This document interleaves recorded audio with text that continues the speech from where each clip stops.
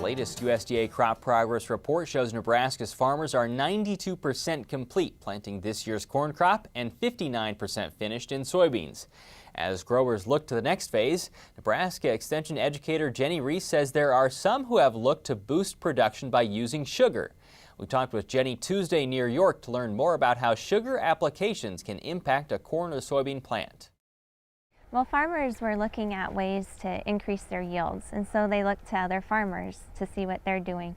And one of those farmers was Kip Kohlers, and he applies sugar with his corn and with his soybeans and does this in a variety of ways in his program. And so farmers were looking at, will this add yield in my program too? So how are they using it, and how are you studying it within the state? Okay, so we have Nebraska On-Farm Research growers who've been doing this since 2010, so 2010 through 2014. We only have a handful that have been trying this in York, Clay, and Nuckolls counties. And basically what we've done is we use the same rates that Kip does because we haven't had any research to try any other rates. And so what we do is we apply 3 pounds of sugar per acre in 10 gallons of water. Sometimes this is applied with glyphosate, sometimes it isn't. And it's applied at V7 to 8 or 7 to 8 leaf corn, and also milo last year for the first time, and also R3 or beginning pod on soybeans. What do the results show? So the results from 2010 through 2014 show that in soybeans we consistently saw a yield increase, but it wasn't always statistically significant. In the corn and the milo, we a couple of years did not see a yield increase. And the years that it was a yield increase, it wasn't always statistically significant.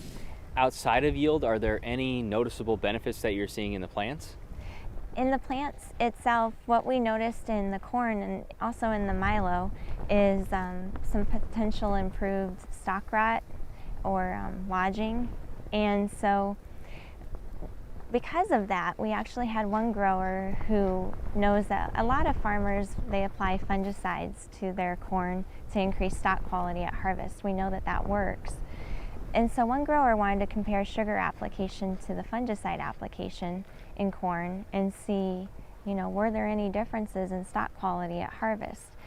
So the research results from his fields, as well as small plots from Dr. Tamara Jackson-Zims, who did this at UNL South Central Ag Lab, all of those results show that there was no statistical difference in the stalk rot or lodging between the sugar-treated plots and the fungicide-treated plots. Are there any benefits to insects that are also in the field? There's several studies that have been done through the years showing that there's consistently, when applying sugar water, or basically a sugar water solution to crops, it increases beneficial insects in the field, and that's been proven time and again in the literature. So is there a reason why this is happening? We don't really, well, regarding the beneficial insects, the entomologists in the literature felt like they call it artificial honeydew in a way. So it's another sugar feeding substance.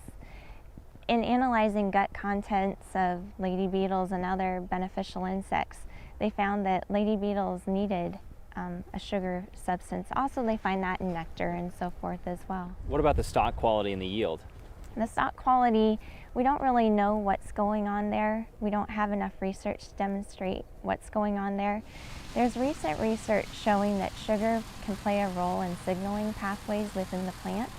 And so there's been some recent research in rice showing that application of sugar before infection by a pathogen in rice would elicit a response in the rice to basically help the plant fight against the pathogen and prevent disease.